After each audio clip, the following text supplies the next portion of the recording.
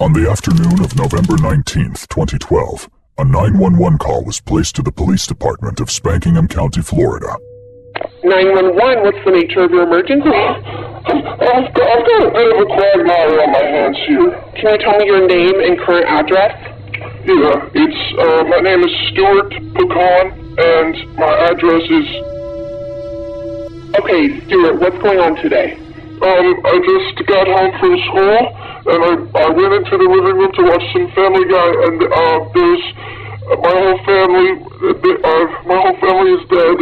Okay, Stuart, just relax and stay on the line with me. We've got police on the way right now. Okay, I gotta go now. Stuart? Oh, jeez. Don't hang up. Don't hang up. What the deuce? Stuart? Authorities responded to the call and arrived on scene shortly after. Nothing could prepare them for the shockingly brutal crime scene they were about to step into. Responding Officer George Clanton was the first to arrive at the scene. He was looking for 16-year-old Stuart Pecan, the one who had originally placed the 911 call. However, oddly enough, Stuart was nowhere to be found. After making himself some toast, Officer Clanton ventures into the living room. What he would see next would shock him to his core. Oh, shit. In the living room lay the slain corpses of 51-year-old Cindy Pecan, 47-year-old Louis Pecan, 19-year-old Julie Pecan, and 12-year-old Dewey Pecan. All four family members had been viciously stabbed to death, their bodies neatly laid side by side. Officer Clanton steps outside to declare the family house a crime scene. That's when suddenly he notices Stuart Pecan approaching. Excuse me, are you Stuart Pecan? I'm having a snack attack right now, I can't talk.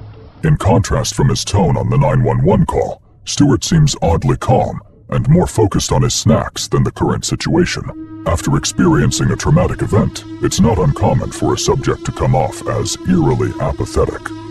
Dissociation is a trademark characteristic of shock. This could explain Stuart's lack of attention given to the officer. Or it could be a sign of something more sinister that lies deep within. Trying to gather more context into what unfolded, Officer Clanton continuously finds himself being ignored by the snacking suspect. With Pecan's big, bottomless bag of bizarre behaviors, paired with a growing list of unanswered questions, authorities waste no time in taking Pecan back to the station for questioning.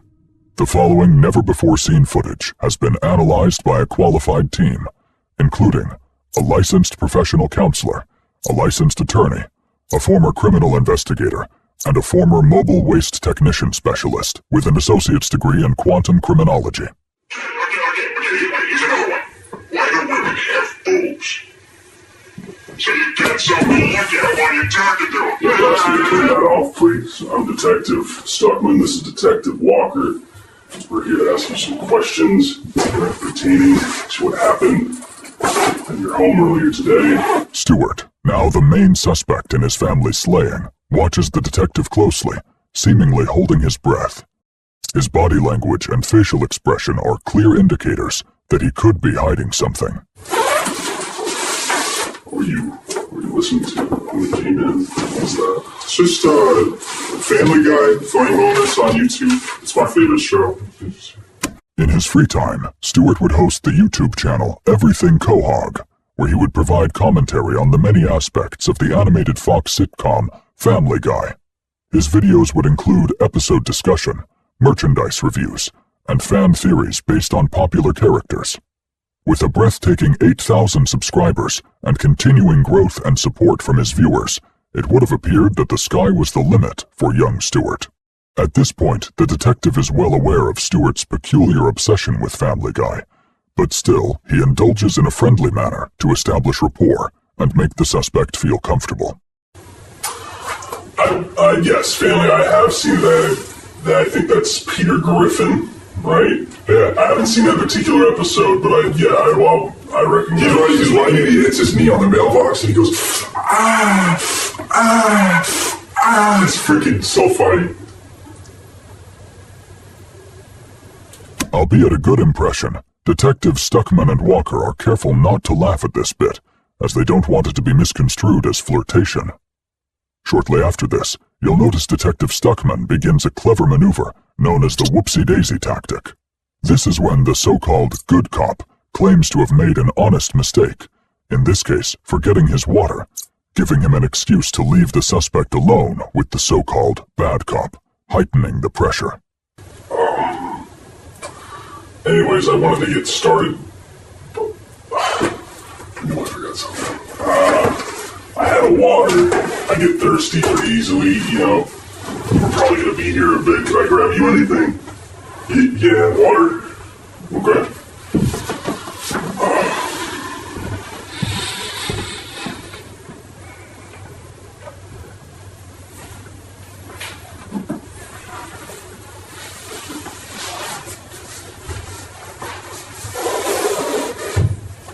Detective Walker now sits with the suspect silently, creating a sense of unease, prompting the suspect to speak first. So am I gonna get to go home today? Detective Walker strategically employs what is known as the mimic gimmick, also referred to as the copycat technique. This is where the detective will copy, mimic, and mock the suspect to their best ability, breaking down the suspect's confidence and establishing authority. Am I?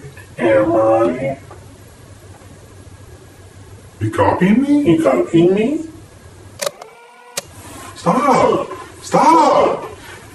Detective Walker kept this up for an impressive 48 minutes before finally breaking the pattern, and what he does next will drastically escalate the interrogation.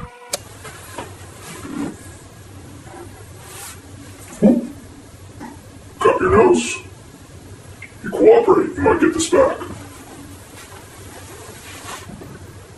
What you just witnessed was a successful execution of a rare interrogation tactic known as the Oop I Got Your Nose method, more formally known as the Orenthal James Simpson technique. This is where the detective will take the suspect's nose, only for it to be used as a bargaining chip for later in the interview. If the suspect wants his nose back, he knows he'll have to cooperate with investigators. Now awaiting the detective's return, the suspect engages in self-soothing actions, such as massaging the frenulum of his penis. In doing so, the suspect is hoping to gain some semblance of calm, no doubt in anticipation of the impending questions he's sure he'll be asked. Detective Stuckman re-enters the room to continue the interview. You know, I saw Detective Walker in the break room.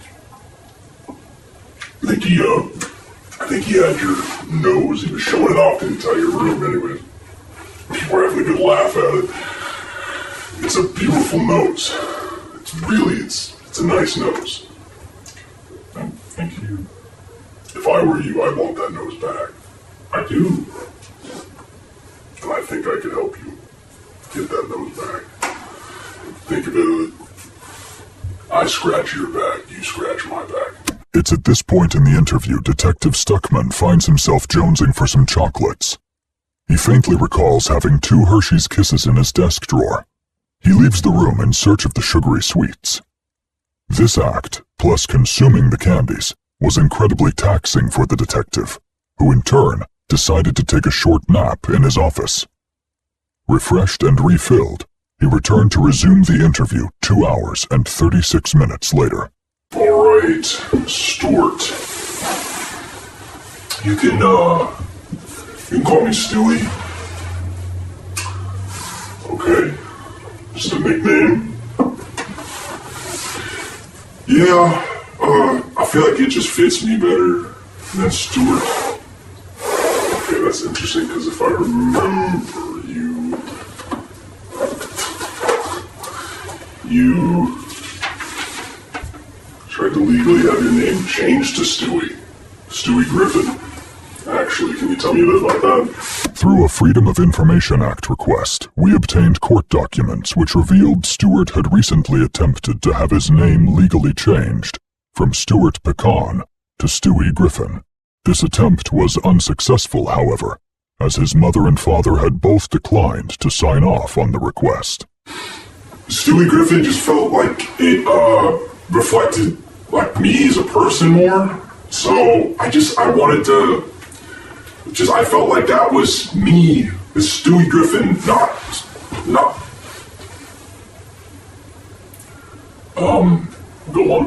What you just witnessed was the near-perfect execution of a tactic only the most skilled and knowledgeable detectives can dare to attempt. Known as the na-na-na-na-boo-boo technique, the detective flashes a sudden mocking gesture while the suspect is mid-sentence. This will serve to derail the suspect's train of thought, making it much harder to keep track of his fibs. Due to the angle of the camera, it's difficult to determine the exact silly face made by Detective Stuckman. However, we hired a skilled spatial computer graphics system engineering specialist to create a three-dimensional render composite of what the suspect likely saw. So I started to do the name change, and it took I got 4 months into it, but I had to, my parents at the last minute refused to sign off on it, so I Stewart does his best to ignore the jesting detective's gesture. However, it's apparent it's been successful in tripping him up.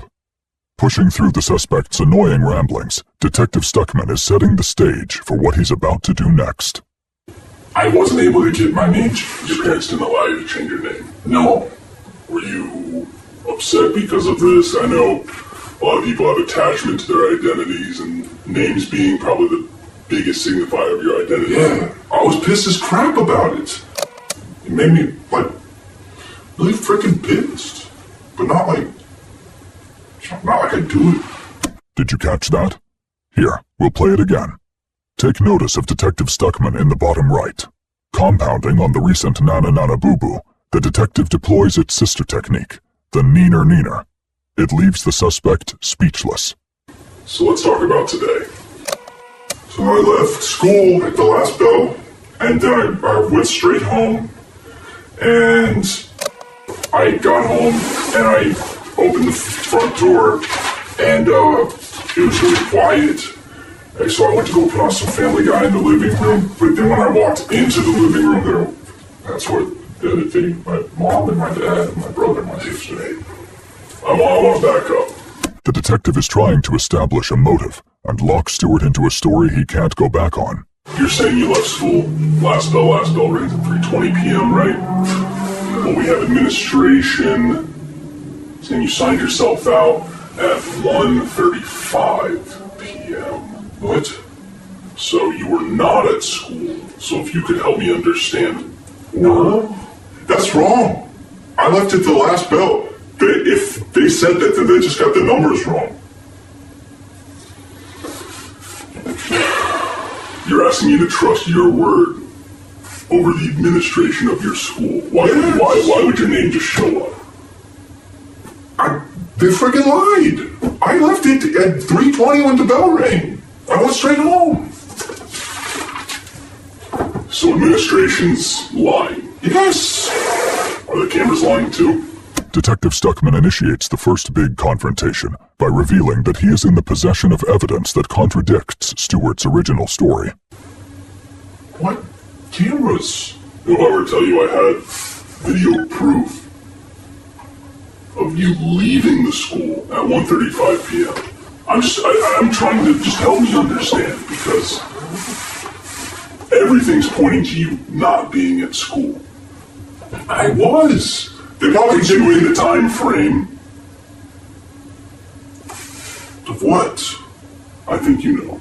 Without directly saying it, Detective Stuckman is heavily implying that Stewart had something to do with the murders of his family. This marks a dramatic tonal shift in the interview. No, but I need you to tell me what happened. I did tell you. I told you exactly what freaking happened. I left school and I went home. The clocks. Do I have to go get the tape to show you? I'll give you one more chance.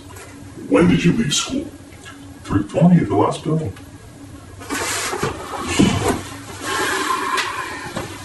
Detective Stuckman leaves to retrieve his laptop while Stewart waits anxiously. However, Detective Stuckman soon re-enters, seemingly unable to locate his laptop's location.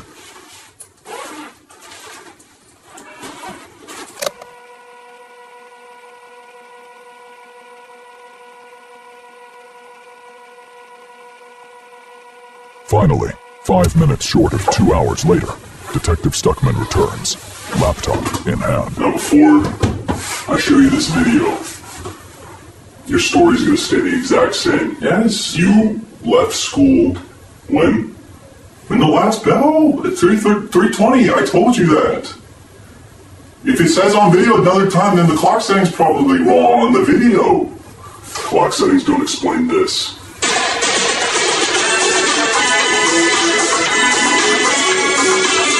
Never gonna give you up. Never gonna let you down. Never gonna run around and desert you. These are the lyrics to Rick Astley's 1987 hit, Rick Rollin' Around, and as you just saw, Detective Stuckman has pulled off a successful Rickroll. He proceeds to let the remaining 3 minutes and 27 seconds of the song play out.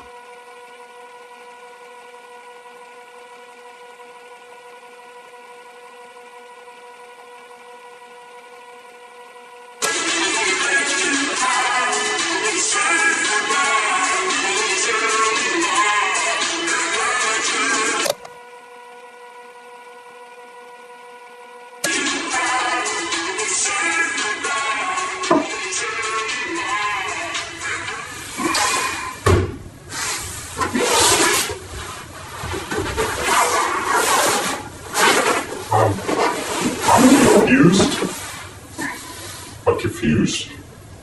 Sorry, say that again. I'm confused, Jinx. You owe me a confession.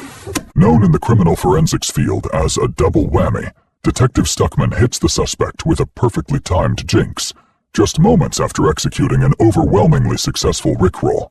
Typically, a jinx only results in one party owing the other party a soda pop. However, in a legal setting, the suspect now owes the detective a confession. Detective Stuckman's quick wit and clever forethought might have just expedited the confession he so viciously craves. Well, actually, I have my fingers crossed under the desk, so it doesn't count. Fucking shit. This is probably what the detective is thinking at this very moment. In a devastating blow to Detective Stuckman, the suspect has outmaneuvered the jinx by having his fingers crossed, rendering the jinx null and most certainly void. However, Detective Stuckman has one more trick up his sleeve that the suspect will never see coming. I don't know what to tell you. I think you left school early. You went home. Obviously upset at the fact that you couldn't get your name legally changed. Your parents were keeping you from that. I think you went home, and I think you did something that you regret. You're still sitting here trying to tell me the same story. That you had nothing to do with what happened to your family. That you didn't kill your family. Yeah.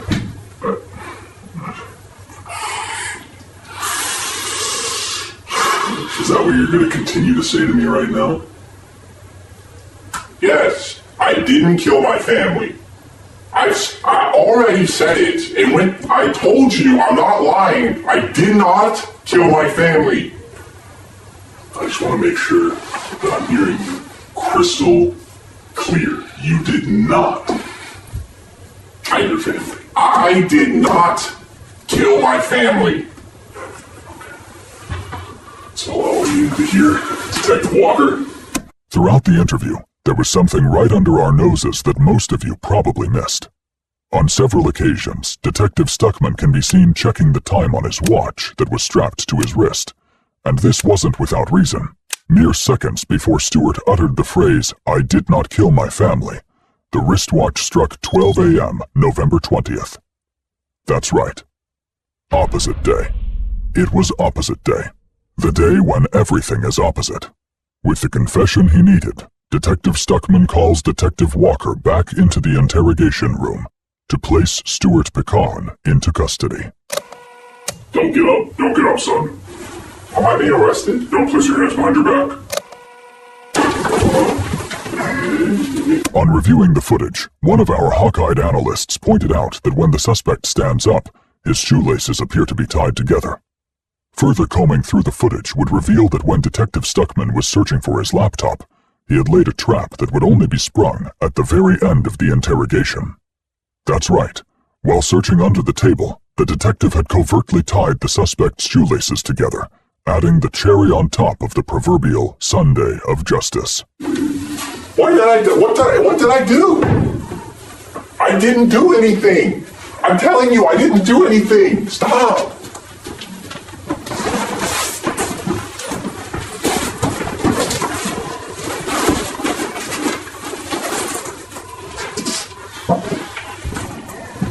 Stewie Griffin was taken into custody by the Spankingham County Police Department, where his bond was set at a shockingly high price of $80,085. Stewart's trial would begin 4 months later, where he would ultimately be found guilty on 1 count of momicide, 1 count of papicide, 1 count of brothercide, and 1 count of stabbing his sister to death.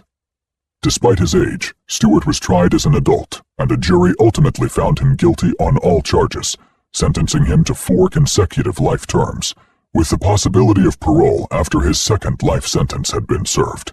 We reached out to Stewart through email to see if he would be willing to share his side of the story and answer some of our questions about the case.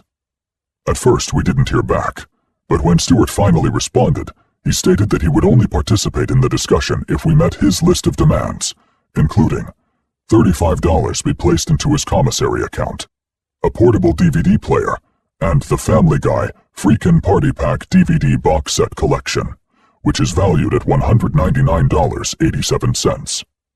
We did not agree to any of his terms, and are still waiting to hear back if Stewart will speak with us. Despite everything, Stewart has managed to sustain a decent following on his Everything Quahog YouTube channel, even posting the occasional Family Guy-related video from within the penal confines of the Hecox Correctional Institution. Stewart will be eligible for parole in the year 2160, when he is 174 years old.